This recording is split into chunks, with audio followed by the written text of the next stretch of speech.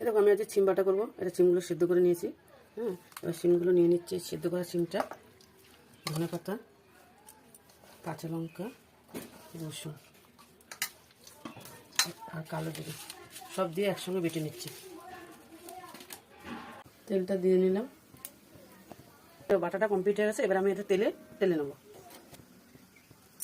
শুকনো লঙ্কা দিলাম,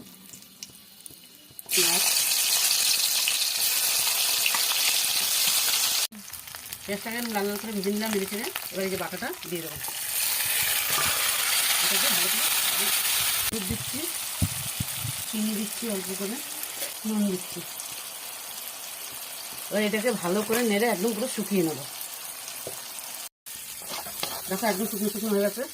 দেখো এবার এর মধ্যে গ্যাসটা বন্ধ করে দিয়ে এরকম 4টে লেবু পাতা দিয়ে এটাকে নামিয়ে নেব। তেলে নাড়বে না, লেবু পাতা দিয়ে নামিয়ে নেব। গন্ধের লেবু পাতা। দেখো আমার সিম বাটা হয়ে গেছে।